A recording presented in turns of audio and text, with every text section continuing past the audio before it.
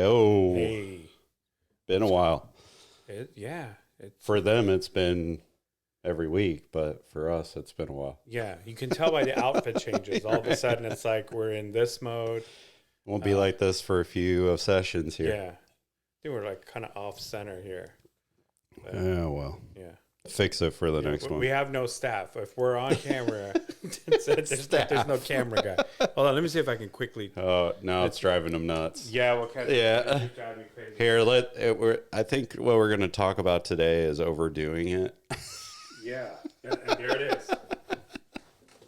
Hey, we got staff help. Look at that. We're back. All right, that's a little bit better. We'll fix it for the next episode. So yeah, we were talking about. It's about doing it. I was like, that's what it just said. It's like, it's about doing it, not overdoing it. Right. And the particular thing we were talking about was this like 100-mile run. That's right there in the overdoing it category to me. I mean, great if that's what you do. Like if you go and run 100 miles, we're not talking about 100 miles lifetime. When I first heard about the 100-mile run, I thought they were talking like, 100-mile club. Like, no. You put in all your marathons and half marathons and 5Ks and 10Ks. You're like, I'm there. I hit 100. Because, I mean, it would take, like, how many marathons to get to 100? It's 26 point. 4 marathons. I mean, there's some people do 1 marathon or none marathons in their lifetime. I've done a marathon. You've done a marathon. When was that? When me and Marnie first got married, we did the Disney one. Okay. And that was, that was painful. How was the prep for it? Oh, that was the bad part, was we didn't prep. You just jumped right in? We jumped right in and did it. Wow. My only problem is Marnie started off walking, and I started walking out with her, and the walking was causing more damage, like blisters and stuff on my feet. Mm-hmm. And I felt like if I would have been running, so at some point I was just like, I gotta go. Like I can't. Oh, you got too much wear and tear. Right. So once I started running, I was fine. For the number of steps, you didn't get enough miles. Right. Right. So my buddy that finished the 100-mile marathon, he said at like his smartwatch died at mile 84, and he was like 15,000 calories burned. Sure. No, it's insane. It's excessive, but it's like people who overdo. On the opposite side of this scale is like people who overdo the buffets. Like it's I saw like that at Disney. Overdoing it, right? What is the deal with the buffet? Like, I mean, I haven't done a buffet in a while, but like I went to like an Indian buffet. I had like 2 plates and like some fruit at the end. Well, what I ended up doing was it was like a breakfast one. So I went right to the omelet bar, but then I got an omelet, and then I cut it into like a quarter and just ate the quarter and like threw out the rest. Like, there's so much. I think people. I just feel wanted like, to try some of the stuff, right? Right. And like, that was so it. you should look at it in terms of a variety it provides and like the flat rate, Right. not necessarily trying to get your money's worth. I think that's how people look at it. It's like, okay, I've paid for like all you can eat sushi, or like, Right. like it doesn't literally mean all you can scarf down. Yeah. It's just that's overdoing it. There's people that overdo it. I mean, even with all the FIFA World Cup and whatever, it takes 1-0 to win a game, right? Is 4-1 overdoing it? I don't know. You got to win, right? Like, my son went to see a basketball game, and I'm like, how did the game go? He goes, oh, it was great. Like, we won like 57-3. I'm like, That's not even a game to that's watch. not, it's like, I'm like, that's not a good game. No. That's overdoing it. I'm not saying slow down. It's just like that's not what a good game has. Excitement, it has back and It's forth. close. It's close, and same with the Cowboys. Just this last week, I mean, it shouldn't have been that close, but it was kind of close, and it got at one point it was like a 2-3 point game, and then they scored 33-0 in the fourth. On the one hand, I'm thinking, hey, it's a Monday night crowd. There's all these people in the game. Give them a good show. Then my son brought up a good point. He's like, but wouldn't you be the kind of person to be like, okay, this game's like done. Let's get a head start. I mean, it was already like 10 o'clock. Right. So it's like technically like who would have stayed for like that major overdoing at the end. Like it's not a close game. You leave. Right. So, what about that though? Like, I think is there merit to overdoing anything? Is there a point where no, I'm wrong. Some things are worth overdoing. Because we talk about servant leadership, right? Can you overserve? Yeah. Yes. You get burned out. You can. Can you overgive? I suppose if it puts you back into a situation where you're now in need of like debt. Going through the line, you know. Right. If you weren't in debt and it puts you in debt. Right. That's over.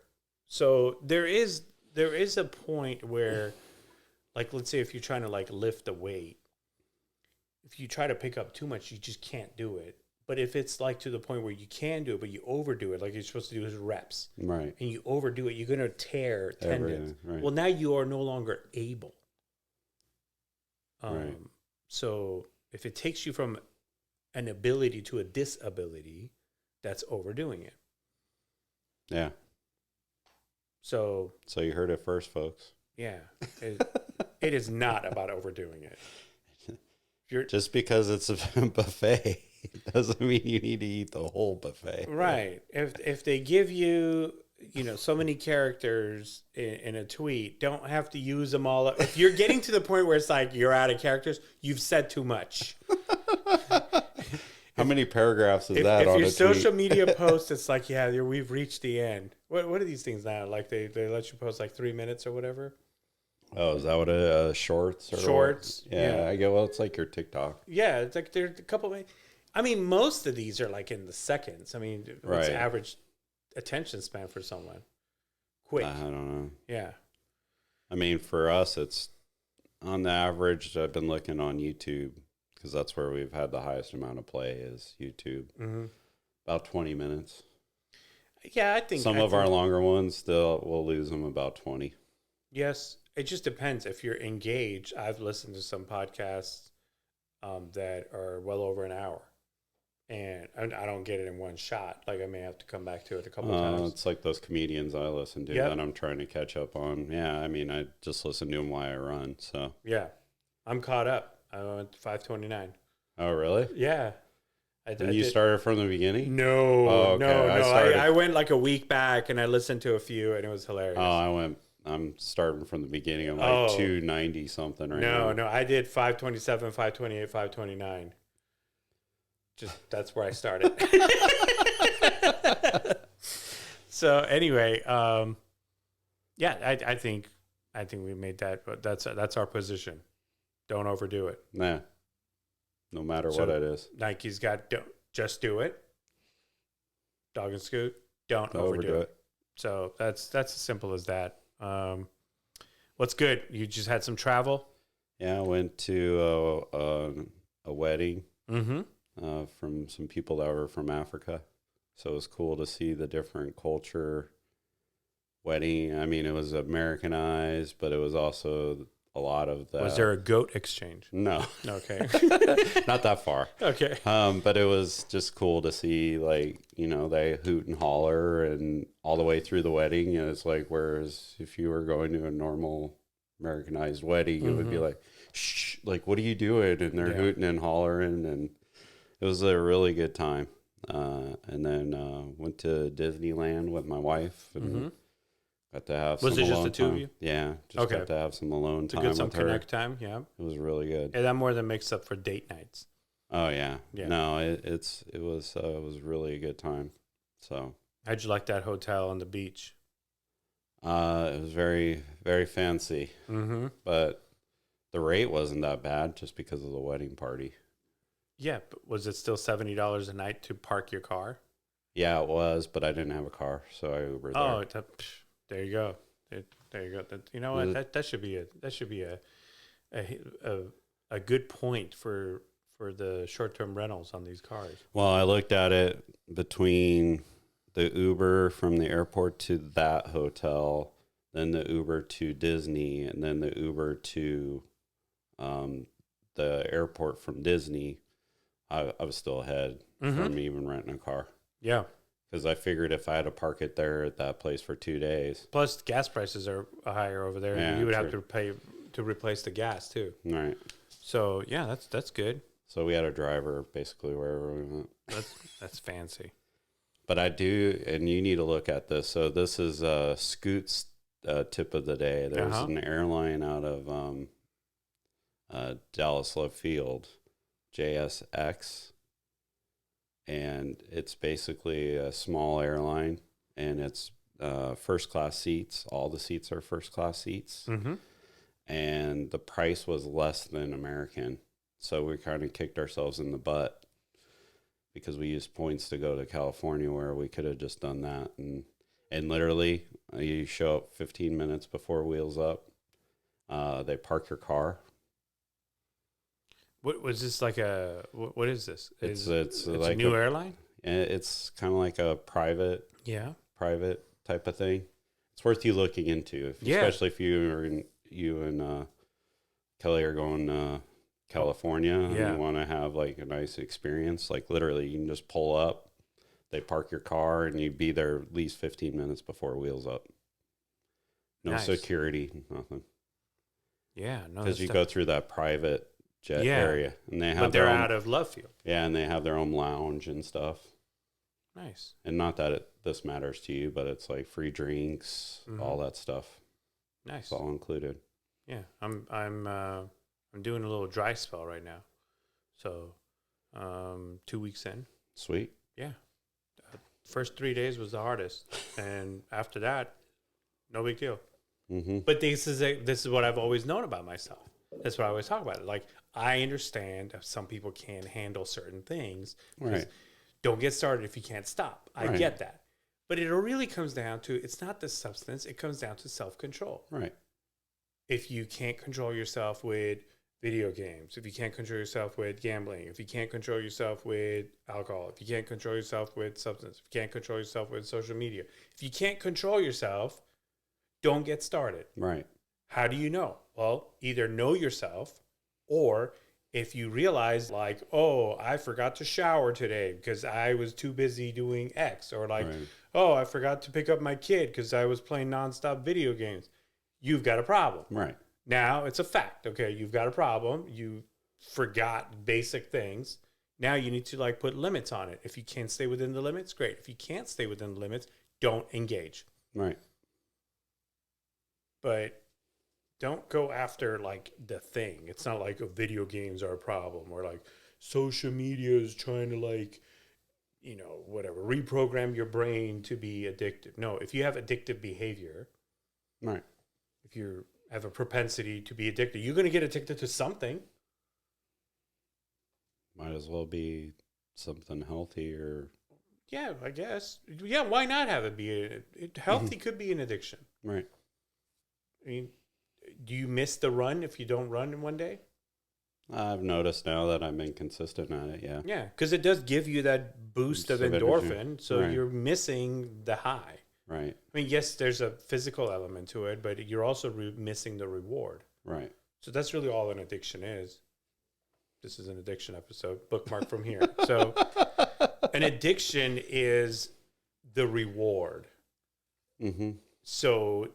And a lot of times that reward is just temporary. It's super temporary. And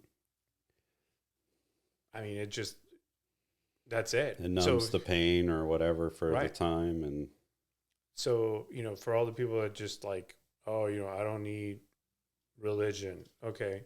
Here's what it tells you though. Don't be all about the temporary things. Right. It kind of saves you from that heartache. Because if you're looking after long-term success, if you're looking after long-term goals, and how do you achieve the goals that you set out for yourself?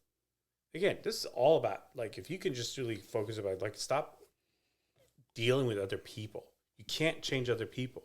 The only thing you can do is change yourself. Yep. But first you have to know yourself. Then start to do the modifications, and then love yourself. Know yourself, mod yourself, then love yourself. And then rinse and repeat, because I don't know, it's when when I see people that are just really depressed about certain things or just generally depressed, I almost feel like they're addicted to the depression. I said it. No. Not that people don't want to be fixed, but if you're not willing to let go of what's bringing you down, that's what you've gotten used to. Right. The down. Well, it's looking in the, like I said, it's looking in the rearview mirror or driving while looking in the rearview mirror versus looking out the windshield. Yep. You'd rather be stuck in whatever's behind you. Unless you're driving backwards. But I still don't use the rearview mirror for that. You turn around. I either turn around or I look at the side mirrors. Right. But I'm just saying, like, it's only helpful if you're going backwards. So it doesn't help you move forward. True. So if you're really a historian and like to... So either way, it's a detriment. Yeah. It's not positive. No. Yeah. So on that, I think, we've covered the overdoing it. I think that tied back into the overdoing it. That is the overdoing. Right. That's the addiction, is the overdoing. Right. Do it. Don't overdo it. Right. Wrap it up. Yep. Let's not overdo the episode. You're welcome.